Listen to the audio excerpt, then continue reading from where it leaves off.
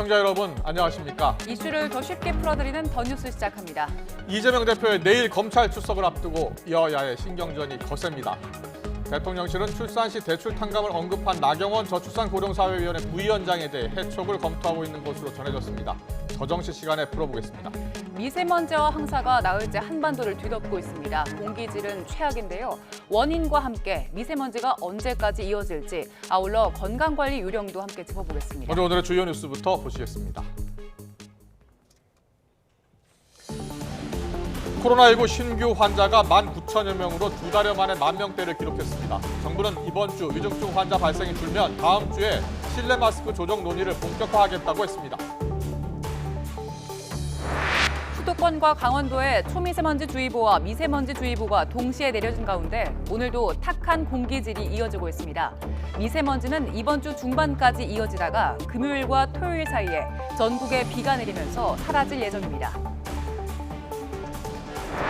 더불어민주당이 단독으로 소집한 1월 임시국회가 오늘부터 시작됐지만 여야 대립 속에 개점 휴업 상황이 빚어졌습니다. 방탄국회 논란이 이어지는 가운데 이재명 민주당 대표는 성남 FC 후원 의혹과 관련해 내일 검찰에 출석합니다. 안철수 의원이 당대표 출마를 공식 선언하고 김기현 의원이 선거 캠프 개소식을 여는 등 국민의힘 당권 경쟁이 본격화했습니다. 또 다른 당권 후보인 나경원 전 의원은 정책 엇박자 논란 속에 대통령실에서 비판의 목소리가 나오면서 최종 출마 여부가 주목됩니다. 오늘 새벽 부산의 23층짜리 오피스텔 건물 주차타워에서 불이 났습니다. 불은 바로 옆 상가 건물로도 옮겨 붙으면서 대응 2단계가 발령됐고 수십 명이 연기를 마셨습니다. 김보영 경남 창녕 군수가 오늘 오전 창녕의 한 야산에서 숨진 채 발견됐습니다. 김 군수는 지난해 6일 지방선거에서 공직선거법을 위반한 혐의로 재판에 넘겨져 모레 첫 공판을 앞두고 있었습니다. 서울에 있는 한 대학병원에서 항암 치료를 받는 백혈병 환자에게 사용 기한이 2달 넘게 지난 수액을 투여한 사실이 와이튼 취재 결과 드러났습니다. 수액을 맞은 환자는 일주일 뒤에 숨졌는데 병원 측은 사용 기한이 지난 수액 투여가 사망의 원인은 아니라는 입장입니다. 브라질에서 보우소나루 전 대통령 지지자들이 룰라 대통령 취임에 반대해 국회의사당과 대통령궁을 급습했습니다. 브라질 당국은 군과 경찰을 투입해 진압에 나섰고 룰라 대통령은 모든 법령을 동원해 처벌할 거라면서 강력한 대응을 예고했습니다. 나경원 부위원장이 출산 시에 대출 탕감을 언급한 것을 놓고서 대통령실이 연일 비판의 목소리를 높이고 있습니다. 대통령실은 나경원 부위원장이 자기 정치를 위해 정부 기조와 맞지도 않는 정책을 일방적으로 발표했다고 비판하고 있는데요. 해촉을 검토하는 동시에 잦은 사퇴의 압박 목소리까지 나오고 있습니다. 취재 기자 연결합니다. 조은지 기자. 네, 용산 대통령실입니다. 네, 지난 주말부터 비판의 목소리가 커지고 있습니다. 오늘도 대통령실이 대응의 수위를 높이고 있는 거죠? 네, 주말을 거치면서 대통령실 기류는 더 완강해졌습니다. 나경원 부위원장의 해촉까지 거론되고 있습니다. 나 부위원장은 지난 5일 기자간담회에서 둘째, 셋째 출산 시 원금 일부 또는 전액을 탕감해주는 헝가리의 출산 장려책을 언급했는데 대통령실은 이튿날 윤석열 정부의 정책 기조와 상당한 차이가 있다고 일축했습니다. 나 부위원장은 이 발표 이틀 뒤인 어제 SNS를 통해 오해를 불러일으켜 유감이지만 돈 없이 해결되는 저출산 극복이 없는 만큼 본인 제안을 검토해볼 가치가 있다고 기존 입장을 되풀이했습니다. 한 언론에는 위원회 차원에서 검토한 건데 대통령실이 개인 의견이라고 치부한 건 너무했다 이런 말도 했습니다. 일련의 발언들이 대통령실에 기름을 부었습니다. 복수의 고위 관계자들은 오늘 YTN에 나경원 부위원장이 거짓말까지 한다고 직격했습니다. 위원회가 한 차례도 열린 적이 없고 대출 탕감 방안 같은 정책이 거론된 적도 없는데 이른바 자기 장사, 자기 정치를 위해서 나 부위원장이 일방적으로 정부 기조와 맞지도 않는 포퓰리즘 정책을 발표했다는 취지입니다. 위원회의 위원장은 윤석열 대통령이고 대통령실과 국무총리실, 기획재정부까지 모두 정부 정책 기조와 다르다며 만류했는데도 위원회에서 계속 검토하겠다고 하는 건 이치에 맞지 않다고 지적했습니다.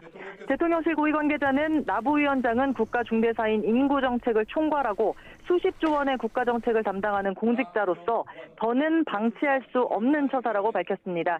당장 해촉된다고 해도 이상할 게 없는 분위기고요. 자진 사퇴를 압박하는 목소리까지 나왔습니다. 월요일 오전에 늘 대통령 주재 수석비서관 회의가 있습니다. 이 자리에서도 관련 내용이 심도 있게 거론된 것으로 보입니다. 네, 나경원 부위원장이 국민의힘 당대표 출마를 저울질하고 있어서 여러 가지 정치적 해석이 뒤따르는 것 같은데 여기에 대해서 대통령실은 어떤 입장입니까? 네, 대통령실이 브리핑까지 자초하면서 공개 반박 또 비판에 나서는 상황이 굉장히 이례적인 건 분명합니다. 대통령실이 나경원 부위원장의 전당대회 출마를 견제하는 거 아니냐 이런 말이 나오는 이유인데요. 대통령실은 정부 정책에 대한 이야기로 전당대회와 왜 결부되는지 모르겠다. 정책 혼선을 바로잡은 거다 이렇게 일축했습니다. 한 여권 핵심 관계자는 YTN에 대통령실은 정책 조율에 특히 민감한데 나 부위원장이 해당 발표를 강행하면서 영린을 건드렸다고 설명했습니다. 앞서 대통령실은 만 5세 입학을 두고 교육부와 또 주 52시간 제도를 놓고 고용노동부와 일부 엇박자를 노출하면서 빈축을 산 일이 있습니다. 나경원 부위원장은 지난해 10월 저출산 고령화 관련 정책을 총괄하는 장관급 정무직인 부위원장 자리를 맡았고요. 임기는 내년 1월까지입니다. 대통령실의 공개 반박 브리핑 이후 어제 SNS에 의견을 굽히지 않는 글을 딱 하나 적은 나 부위원장은 이후에는 두물불출 외부 일정도 모두 취소한 것으로 전해졌습니다. 지금까지 용산 대통령실에서 YTN 조은지입니다. 네, 2달 앞으로 다가온 국민의힘 전당대회에 어떤 영향을 미칠지도 관심입니다. 현재 각종 여론조사에서 선두를 달리고 있는 나경원 부위원장이 중대 변수로 떠오르면서 다른 당권 주자들은 일제히 나 부위원장 견제에 나섰습니다. 민주당 단독으로 소집한 1월 임시국회는 여야 충돌로 시작부터 개점 휴업 상태입니다. 여야는 내일 이재명 대표의 검찰 출석을 앞두고 공방을 이어가고 있습니다. 국회 최재 기자 연결합니다. 조성우 기자. 네, 국회입니다. 나경원 부위원장이요. 당대표를 뽑는 전당대회 출마 여부에 대해서 아직 명확한 입장을 밝히고 있는 것 아니죠? 네, 고민이 깊은 걸로 보입니다. 출산 장려책으로 자신이 언급한 대출 탕감 방안에 대해 대통령실이 거듭 불쾌감을 드러낸 것이 앞서 들으신 것처럼 전당대회 출마 견제라는 해석까지 나오는 상황에서 말을 아끼고 있는 걸로 보입니다. 나경원 부위원장은 어제 SNS에서 대통령실 우려를 10분 이해한다며 몸을 낮췄지만 정치권 일부에서 자신의 출마 여부에 따른 유불리 계산에 함몰돼 정략적으로 활용하는 것은 부적절하다며 여지는 둔 상태입니다. 그러는 사이 다른 주자들은 일제히 나 부위원장에 대한 견제를 강화하고 있습니다. 안철수 의원은 오늘 오전 국회에서 공식적으로 출마를 선언했는데요. 나 부위원장을 포함해 많은 후보가 경쟁해야 한다면서도 나 부위원장과 대통령실의 불협화음을 에둘러 비판했습니다. 들어보시죠. 제가 110대 국정과제 그때 만들 때 모든 것을 발표하기 전에 대통령님과 하나씩 조율을 했습니다. 어떤 연유인지는 알 수는 없습니다만 아마 그런 과정이 좀 미흡했지 않았나 싶고요. 장제원 의원과 이른바 김장연대로 윤심을 선점했다고 거론되는 김기현 의원은 오후에 선거 캠프 개소식을 열고 본격적인 새몰이에 나섭니다. 라디오 인터뷰에서 나 부위원장 상황에 대해서 이렇게 말했습니다. 들어보시겠습니다. 정부직의 그 일을 맡아 있는 입장이었을 경우에는 자신의 고유 업무에 대해서 말하는 거 하나하나가 조심스러운 거죠. 여러 가지 사전 조율이 좀 더 있었으면 좋았을 텐데 하는 그런 아쉬움이 있습니다. 수도권에 기반을 둔 주자인 윤상현 의원은 나 부위원장이 출마하면 오히려 역풍을 맞을 수 있다고 견제했습니다. 들어보시겠습니다. 현실적으로는 출마가 쉽지는 않아 보입니다. 왜냐하면 이게 맡고 있는 직을 던지고 나오면 또 이 무책임하다는 여론에 역풍을 맞을 수도 있고요. 민주당이 단독으로 소집한 1월 임시국회 회기가 오늘 시작됐고 이재명 대표 내일 검찰에 출석하죠. 관련해서 여야 공방도 이어지고 있다고요? 네, 오늘부터 30일 동안 임시국회가 이어지는데요. 사실상 첫날부터 개점 휴업 상태입니다. 민주당이 임시국회 소집 요구서를 내면서 오늘 북한 무인기 도발과 관련한 긴급 현안 질문을 위한 본회의 개최를 요구했는데 이번 국회가 검찰 수사를 받는 이재명 대표 방탄이라는 국민의힘의 협조를 끌어내지 못하고 있습니다. 국민의힘 정진석 비대위원장은 아침 회의에서 민주당의 임시회 소집은 이 대표 체포동의안이 국회로 오면 부결시키려는 것이라고 주장하면서 민주당도 이 대표와 함께 국회와 민생을 인질로 삼은 공범이라고 날을 세웠습니다. 정진석 비대위원장 발언입니다. 이재명 대표, 내일 검찰에 출두하면서 민생과 안보는 제발 입에 올리지 말았으면 합니다. 민주당도 범죄 피의자 이재명과 함께 죽겠다는 옥쇄 전략을 이쯤에서 끝내주십시오. 이재명 대표도 여기에 대응해서 정부 여당을 향한 공세 수위를 끌어올렸습니다.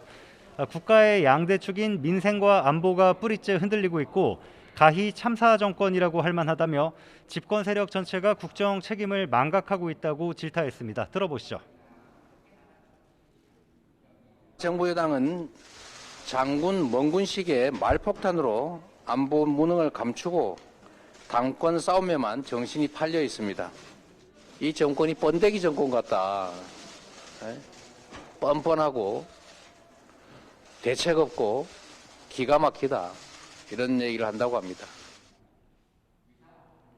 내일 이재명 대표의 검찰 출석에는 최고위원들을 비롯한 민주당 지도부와 당 관계자들이 대거 참석할 예정인데 여야 공방도 한층 격해질 수밖에 없어 보입니다. 지금까지 국회에서 YTN 조성호입니다. 성남 FC 후원금 의혹과 관련해서 검찰이 지난달 더불어민주당 이재명 대표를 피의자 신분으로 소환 통보했는데요. 이 대표가 내일 오전 검찰의 조사를 받게 됩니다. 조사 과정에서 제3자 뇌물 혐의를 놓고 검찰과 이 대표 측이 팽팽히 맞설 걸로 보입니다. 취재 기자 연결합니다. 김태원 기자. 네, 사회 일부입니다. 네, 민주당 이재명 대표가 내일 오전 검찰에 출석하는 거죠?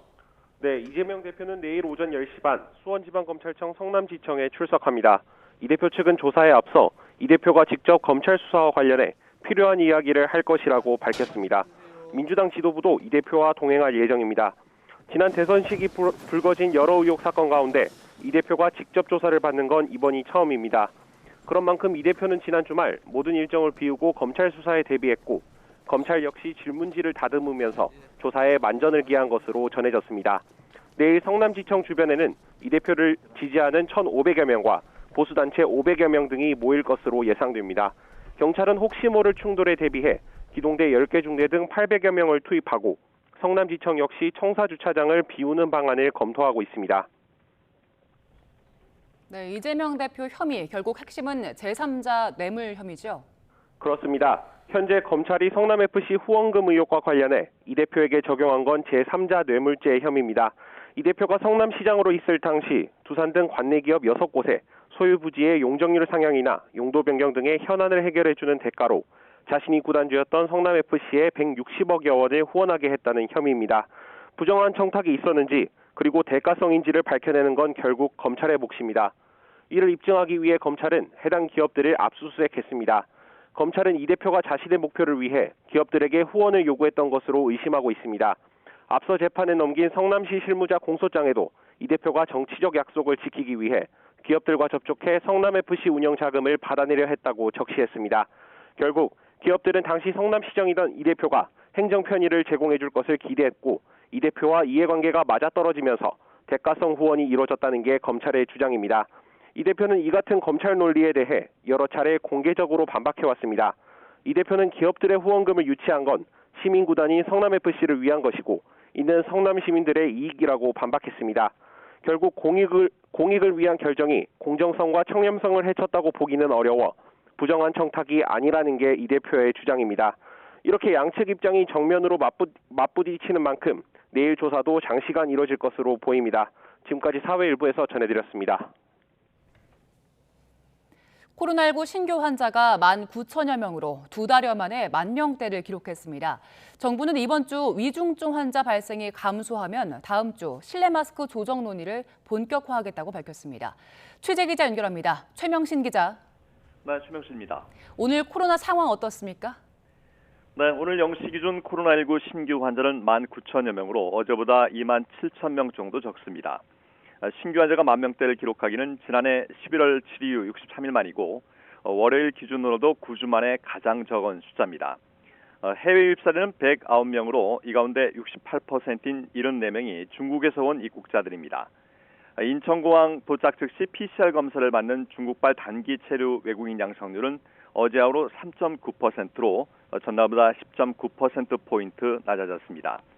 입국 전 음성 확인서와 입국 후 PCR 검사 의무화가 효과를 내고 있는 것으로 보입니다. 방역당국은 중국발 입국자의 공항 검사 양성률이 매일 10%포인트 안팎의 큰 변동을 보이고 있는 만큼 일정 기간 추이를 관찰한 후에 해외 유입 사례의 분석과 전망이 가능할 것 같다고 설명했습니다. 중국 코로나19 유행 상황과 관련해 정기석 코로나19 특별 대응 단장은 중국의 재유행이 현재 정점을 지나고 있고 중국 유행 변이가 BA.5 계통이 대부분인 만큼 국내에선 BA.4.5 기반 계량 백신 접종으로 충분히 대응 가능하다고 밝혔습니다. 위중증 환자는 532명, 코로나19 관련 사망자는 35명 나왔습니다. 중환자 병상 가동률은 39.9%, 치명률은 0.11%입니다. 정부는 앞서 코로나19 방역 지표 4개 가운데 2개 이상이 기준을 충족하면 실내 마스크 착용을 권고로 조정하겠다고 밝혔었는데요. 현재로선 최소 2개 이상이 기준을 충족하고 있습니다. 4개 지표를 구체적으로 살펴보면 주간 환자 발생이 2주 이상 연속 감소하고 신규 위중증 환자 수가 전주 대비 감소할 것, 그리고 주간 치명률이 0.1% 이하를 유지하고 중환자 병상 가용 능력이 50% 이상일 것, 마지막으로 고령자 계량 백신 접종률이 50%를 넘어야 한다고 되어 있습니다. 위중증 환자는 5,600명대로 여전히 많고요. 고령층 계량 백신 접종률이 목표치인 50%에 20%가량 못 미치고 있지만 나머지 지표는 모두 기준을 충족하고 있습니다. 정기석 단장은 이번 주 위중증 환자 발생 추이가 꺾이면 다음 주 실내 마스크 조정 논의를 시작하겠다고 밝혔습니다. 이에 따라 빠르면 설 연휴 전에 실내 마스크 해제가 가능할 전망입니다. 정부는 신규 변이와 해외 상황 등 추가 고려 사항을 포함해 종합적으로 판단할 예정이라고 설명했습니다. 지금까지 사회부에서 YTN 최명순입니다. 중국이 3년 가까이 걸어뒀던 국경의 빗장을 풀면서 공항엔 모처럼 활기가 돌았습니다. 다만 많은 나라가 중국발 입국자에 대한 방역 조치를 강화하면서 중국을 찾는 외국인들은 눈에 띄게 적은 모습입니다. 김선희 기자의 보도입니다. 베이징 공항에 여행 가방을 든 승객들이 게이트를 빠져나옵니다. PCR 검사는 물론 강제 격리 없이 집이나 호텔로 갈 수 있다는 생각에 밝은 표정입니다. 今天放开就是觉得很好的信号，我们还是非常乐意看到北京重新开放给不仅仅是香港，还是全世界的。 상하이 푸동공항도 활기를 되찾았습니다. 당국은 설 연휴를 앞두고 여행객 숫자가 작년보다 2배 증가해 대유행이 발생하기 전인 2019년 수치에 근접할 것으로 보고 있습니다. 여행자는 세관 검사를 통보할 때 출발 전 48시간 이내 코로나 음성 기록을 제시해야 합니다. 今天票很难抢，并且预约核酸什么的也非常难做，就是在外面，其实外面好多地方都已经没有做核酸的这种检测点。 예상대로 중국을 찾는 외국인들은 눈에 띄게 적은 모습입니다. 중국발 입국자에 대한 방역 강화 조치를 시행하는 데다 중국을 오가는 항공편 증편이 본격적으로 이루어지지 않았기 때문입니다. 하지만 중국 당국은 나름 철저한 방역 관리를 하고 있다며 외국인 관광객들도 조만간 돌아올 것으로 기대하고 있습니다. 我们采用了多种统计方法综合运用，也能够呢相对准确地评估疫情的发生、发展趋势。 오는 21일부터 14억 중국인들의 최대 명절 춘제 연휴가 시작됩니다. 각국은 중국발 입국 규제를 강화하고 있지만 동남아시아는 규제가 없는 국가도 있어 우회 입국으로 국내 방역에 구멍이 뚫릴 수 있다는 우려도 나오고 있습니다. YTN 김선입니다. 주말에 외출 계획 세우셨다가 취소하신 분들 많으실 겁니다. 최악의 주말 휴일을 거쳐서 사흘째 미세먼지 공습이 이어지고 있습니다. 서울 등 중서부에는 미세먼지주의보와 초미세먼지주의보가 동시에 발령 중인데요. 취재 기자 연결해서 자세한 내용 알아봅니다. 정혜윤 기자. 네, 문화생활과학부입니다. 네, 답답한 공기 벌써 사흘째 계속되고 있습니다. 미세먼지가 이번 주 중반까지는 계속될 것 같다고요? 네, 그렇습니다. 주말 이후 벌써 사흘째 기승을 부리고 있는 미세먼지의 공습은 이번 주에도 중반까지 더 이어질 전망입니다. 국립환경과학원은 중국발 스모그와 국내 오염물질의 황사까지 겹치면서 지난 주말과 휴일 최악의 공기질을 보였다고 밝혔습니다. 오늘은 황사가 대부분 물러났지만 국내외 오염물질의 잔류한 황사가 영향을 주면서 대기질이 개선되지 않고 있습니다. 특히 서울 등 수도권과 강원도에는 초미세먼지주의보와 미세먼지주의보가 동시에 발령돼 있어서 각별한 주의가 필요합니다. 현재 서울은 시간당 미세먼지 평균 농도가 123마이크로그램 정도로 평소의 3배에서 4배 수준이고 호흡기에 더 안 좋은 초미세먼지 농도도 평소 3배 수준을 나타내고 있습니다. 미세먼지 특보가 내려진 지역에서는 외출 시 보건용 마스크를 착용하고 노약자와 호흡기 질환자는 되도록 야외 활동을 자제해야 합니다. 미세먼지는 이번 주 중반까지 이어지다가 금요일과 토요일 사이에 전국에 비가 내리면서 사라질 것으로 보입니다. 지금까지 문화생활과학부에서 YTN 정혜윤입니다.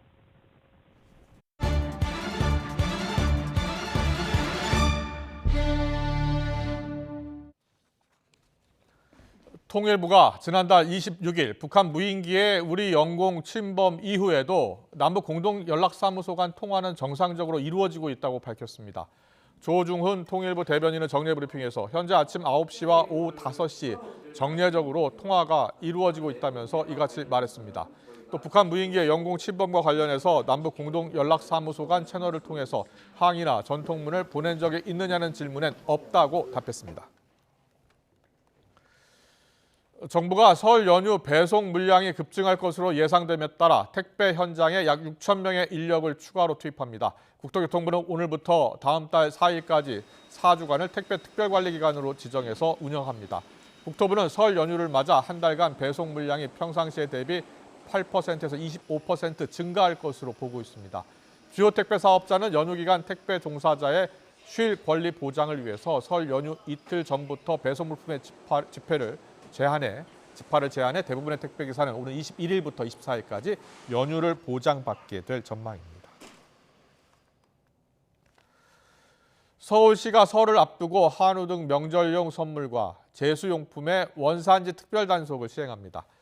시는 오늘 20일까지 전통시장, 마트 등을 대상으로 하는 현장 단속과 온라인 단속을 추진한다고 밝혔습니다. 현장 단속은 한과, 대추, 밤 등 주요 제수용품을 중심으로 원산지 표시와 위생관리 상태, 소비기한 준수 여부를 살핍니다. 온라인 단속은 가격이 비교적 저렴한 선물, 제수용 한우와 돼지고기를 직접 구매해서 원산지를 검사합니다. 주택 구매나 대출 갈아타기가 필요한 실수요자 대상 정책 상품 특례 보금자리론이 이번 달 말쯤 출시됩니다. 금융위원회는 이달 말 특례 보금자리론 출시를 목표로 전산 통합과 은행권 협의 등의 실무 작업을 진행하고 있다고 했습니다. 특례 보금자리론은 안심전환대출과 보금자리론 등 정책대출의 장점들을 모은 상품으로 올해 1년 동안 한시적으로 운영됩니다. 시중금리보다 낮은 고정금리가 특징으로 기존 정책대출과는 달리 소득 요건이 없다는 점에서 관심을 받고 있습니다. 이번 CES에서는 한국의 다양한 스타트업 기업이 참석해서 자리를 빛냈는데요. 어떤 업체가 톡톡 튀는 아이디어로 관람객들을 사로잡았는지 현지에서 김철희 기자가 살펴봤습니다. 미국 라스베이거스 베네치안 엑스포 센터. CES 대기업 전시관에서 차로 10분 정도 떨어진 이곳에 다양한 스타트업 기업들이 둥지를 틀었습니다. 단연 눈에 띄는 건 AI를 활용한 혁신 기술입니다. AI가 학습한 데이터를 바탕으로 글쓰기 훈련을 도와주는 플랫폼부터 아이들의 언어 발달을 돕고 함께 시간을 보내는 AI 인형까지 등장했습니다.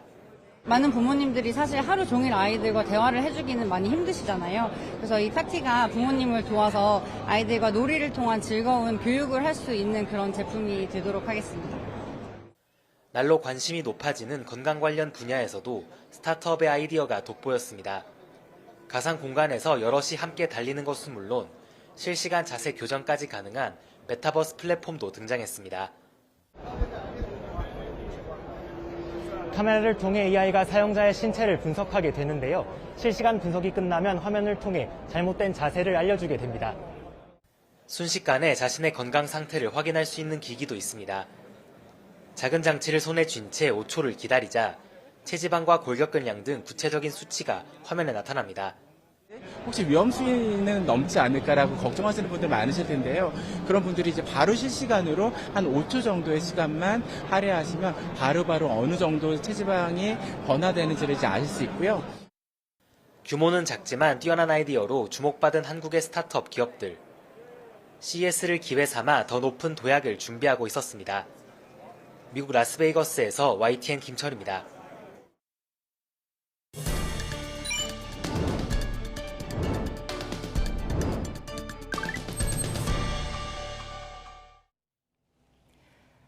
미국의 색채연구소 팬톤이 올해의 색으로 비바 마젠타를 선정했습니다. 마젠타, 조금 생소할 수도 있는데요. 바로 이 색입니다.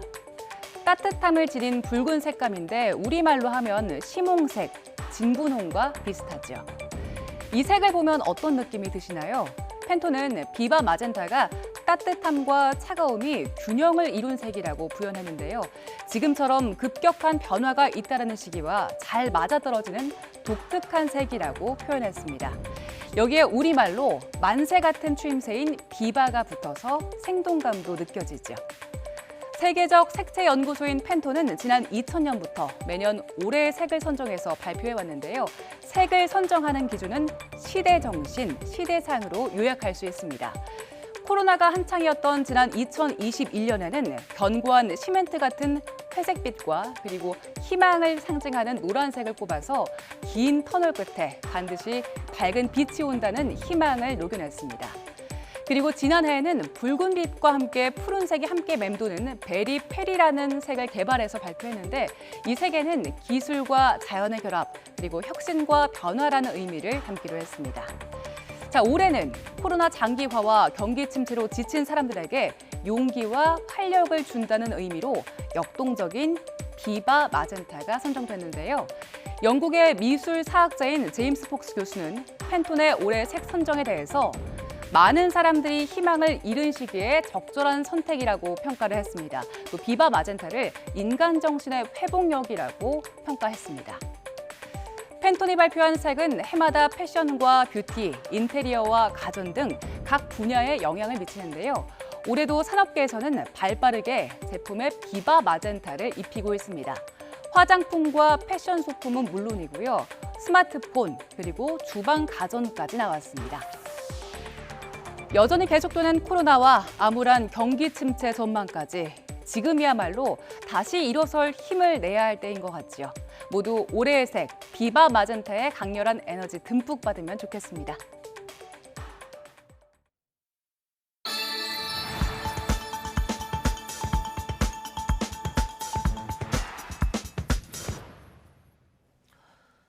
오늘 새벽 6시 반쯤 부산 부전동 23층 오피스텔 건물 주차타워에서 원인이 확인되지 않은 불이 났습니다. 소방당국은 대응 2단계를 발령하고 큰 불길을 잡았지만 주차타워 외장재에 붙은 불이 떨어지며 바로 옆 2층짜리 상가 건물 한 채도 불에 탔습니다. 연기를 마신 30여 명은 다행히 크게 다치지 않았고 6명은 병원으로 옮겨졌지만 경상으로 집계됐습니다.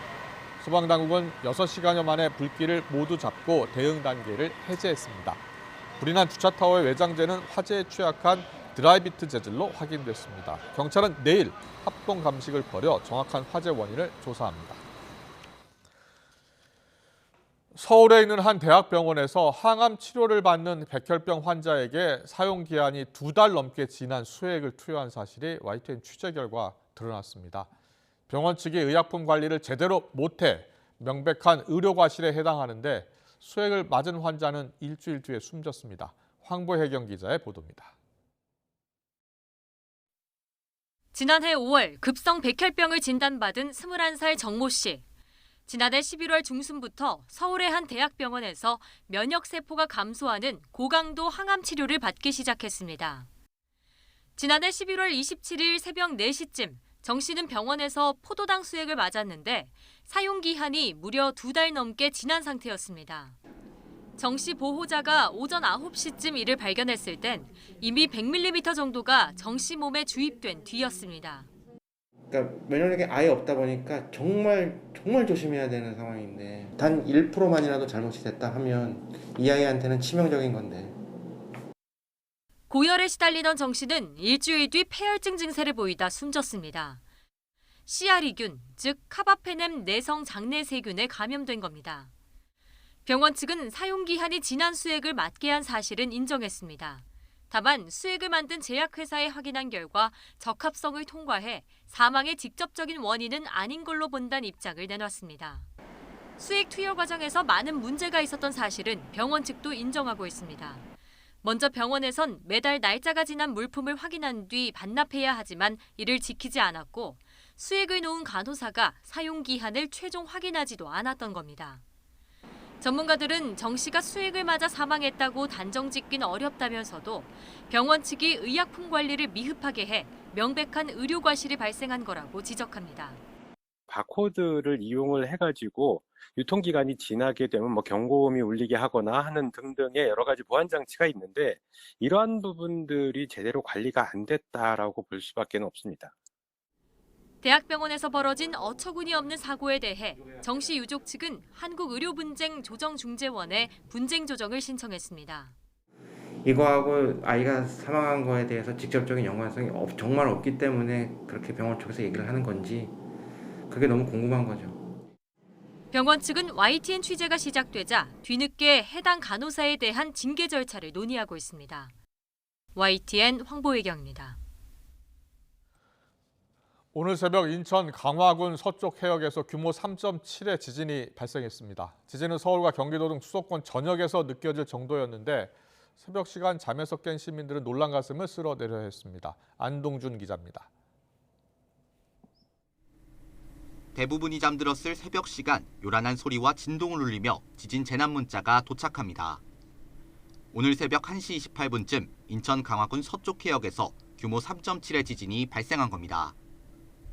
발생 지점은 인천 강화군 서쪽 25km 해역으로 진원의 깊이는 19km로 파악됐습니다. 지진계에 기록된 관측값을 토대로 흔들림 정도를 산출하는 계기 진도는 인천에서 최대 4단계. 실내에서 많은 사람이 진동을 느끼고 그릇과 창문 등이 흔들릴 정도입니다. 인천에서는 지진이 발생한 지 30분 만에 관련 신고가 30건 접수됐는데 다행히 특별한 피해는 없었습니다. TV를 보고 있는데 갑자기 몸이 흔들리길래 어지럼증인가 싶어서 이건 아닌 것 같다 싶어서 YTN 뉴스를 보니까 지진이라고 떴더라고요. 인천에서 발생한 지진은 서울과 경기도 등 수도권에서도 느껴졌습니다. 경기도는 최대 3단계, 서울에서는 최대 2단계를 기록했는데 실제로 지진 발생 이후 수도권 전역에서 진동을 느꼈다는 제보가 쏟아졌습니다. 자려고 누워있는데 침대가 막 갑자기 흔들리더니 탱크 지나가는 것처럼 막 흔들리더라고요. 너무 무섭죠. 전쟁 난 건가 싶기도 하고. 한반도와 그 주변 해역에서 규모 3.5 이상 지진이 발생한 건 지난해 10월 29일 충북 괴산군에서 규모 4.1 지진이 일어난 이후 70여일 만입니다. 기상청은 지진 발생 인근 지역에서 지진으로 인한 지면 진동을 느낄 수 있는 만큼 안전에 유의해달라고 당부했습니다. YTN 안동준입니다. 김부영 경남 창녕 군수가 오늘 숨진 채 발견됐습니다. 경찰은 김 군수가 어제 귀가하지 않았다는 가족의 신고를 받고 수색에 나서 오늘 오전 경남 창녕군 태천리 야산 등산로 주변에서 김 군수의 시신을 발견했습니다.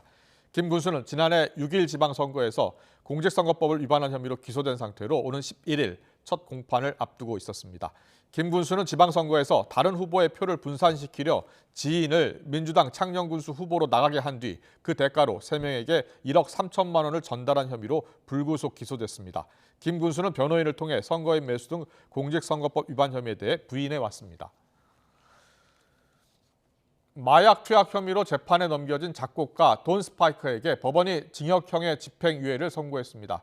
서울 북부지방법원은 오늘 돈 스파이크에 대한 선고 공판에서 징역 3년에 집행유예 5년을 선고했습니다. 또 3,900여만 원의 추징금과 보호관찰, 사회봉사 120시간 등도 함께 명령했습니다. 재판부는 돈 스파이크가 2010년 대마 범죄 이후 10년 넘게 아무런 범죄 전력이 없었고 범행을 모두 인정하고 반성한다면서 양형 이유를 밝혔습니다. 돈 스파이크는 재작년 12월부터 지난해 9월까지 서울 강남 등지에서 14차례에 걸쳐 필로폰을 투약한 혐의로 구속 기소됐습니다. 서울 강서구 일대 부동산 200여 채를 보유하다가 지난해 7월 제주도에서 숨진 빌라왕 정모 씨의 배후 세력을 경찰이 확인했습니다. 윤익은 경찰청장은 오늘 기자간담회에서 이같이 밝히며 유사 사례를 철저히 수사하겠다고 밝혔습니다. 이와 관련해 경찰청 관계자는 숨진 정 씨는 바지 사장이었고 분양 컨설팅 업체를 실질적인 조직으로 보고 있다며 관련자 신원을 확인해 일부 입건했다고 설명했습니다. 또 이들이 정 씨뿐 아니라 대구 등 전국의 빌라왕 등을 동원한 게 확인돼서 신병 확보를 추진하고 있다고 덧붙였습니다. 이태원 참사를 수사하는 경찰청 특별수사본부가 이번 주 참사 당일 구조 지휘 책임을 맡았던 최성범 용산소방서장과 용산소방서 현장 지휘팀장을 불구속 송치할 방침입니다. 앞서 특수본은 최성범 서장의 신병을 확보하려고 시도했지만 최 서장의 과실과 158명의 희생의 인과관계가 명확하지 않다는 검찰 측 의견에 따라 불구속 상태로 검찰에 넘기기로 했습니다. 또 특수본은 김광호 서울경찰청장과 류미진 전 총경, 112 상황 3팀장 등 서울청 소속 피의자들도 이번 주 불구속 송치할 계획입니다. 경찰 가운데 최고위급인 피의자인 김 청장에 대한 수사까지 마무리된다면 특수본 수사는 종료 국면에 접어들 전망입니다.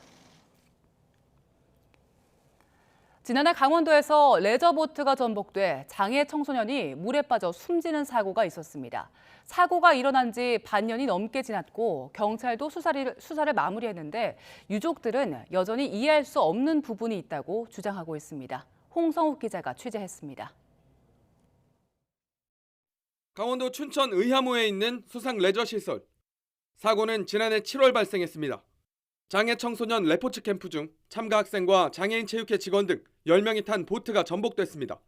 업체 직원이 물에 빠진 사람들을 구조했지만 학생 1명이 보트에 남아있다는 것을 뒤늦게 알아차렸습니다.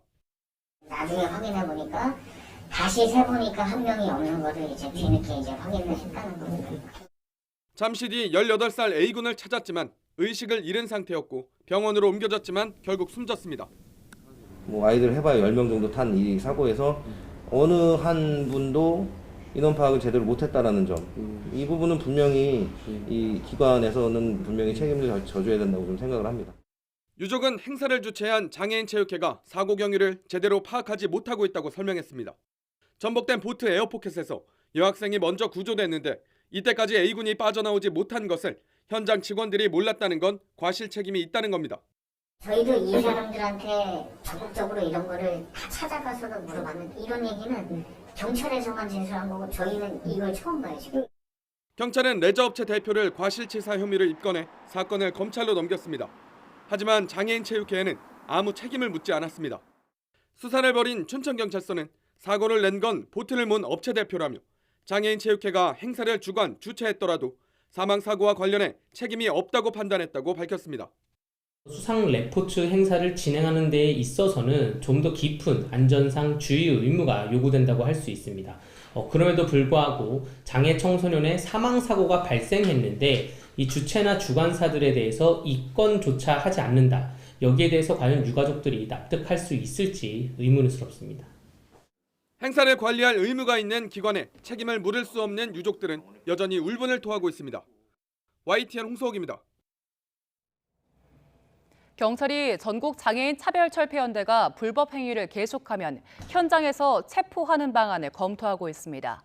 경찰청은 지난 6일 회의를 열고 전장현 관계자들이 경찰관이나 역사 직원에게 폭력을 행사하거나 욕설을 하는 경우 현행범으로 체포하는 등 엄정 대응하는 방안을 논의했다고 밝혔습니다.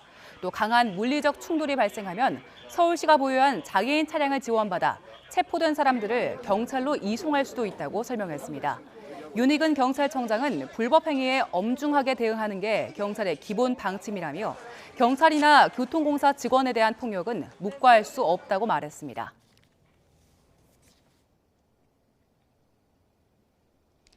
사흘째 미세먼지가 기승을 부리고 있습니다. 평소라면 이곳 하늘공원에서 서울 도심이 시원하게 보일 텐데 오늘은 미세먼지 때문에 시야가 무척 답답합니다. 예년보다 온화한 날씨 속에 미세먼지는 주 중반까지 길게 이어질 것으로 보입니다. 수시로 미세먼지 정보를 확인하시고요. 계속해서 호흡기 건강관리에 각별히 신경 써주시기 바랍니다. 현재 대기가 정체되고 중국발 스모그가 유입되면서 전국 대부분 지방의 초미세먼지 농도가 높게 치솟고 있습니다. 특히 서울과 경기, 강원도에는 초미세먼지 주의보와 미세먼지 주의보가 동시에 내려져 있습니다. 오늘에 이어 내일도 중부와 영남 지방은 계속해서 공기가 탁할 전망입니다. 내일 아침에도 예년 기온을 웃돌며 큰 추위는 없겠습니다. 서울 영하 3도, 대전 영하 5도, 광주와 대구 영하 3도가 예상됩니다. 내일 낮 기온은 대부분 10도 안팎까지 오르면서 오늘과 비슷하거나 조금 높겠습니다. 서울 7도, 대전 9도, 부산 12도가 예상됩니다. 오늘 밤부터 내일 새벽 사이에는 영동을 중심으로 5mm 미만의 비가 조금 내리겠습니다. 비의 양이 워낙 적어 대기의 건조함은 계속되겠고요. 주 후반까지 예년보다 온화한 겨울 날씨가 이어지겠습니다. 다가오는 금요일과 토요일 사이에는 전국에 비가 내리며 미세먼지와 건조함이 해소될 전망입니다. 오늘 서해안과 제주도를 중심으로는 초속 15m 안팎의 강한 바람도 불겠습니다. 시설물 관리와 안전사고에 각별히 유의하시기 바랍니다. 지금까지 YTN 원희다입니다. 민주당 이재명 대표의 내일 검찰 출석을 앞두고 여야의 신경전이 거셉니다. 출산 시 대출 탕감을 언급한 나경원 저출산 고령사회위원회 부위원장에 대해 대통령실은 해촉을 검토하고 있는 걸로 전해졌습니다. 잠시 뒤 더 정치 시간에 풀어드리겠습니다.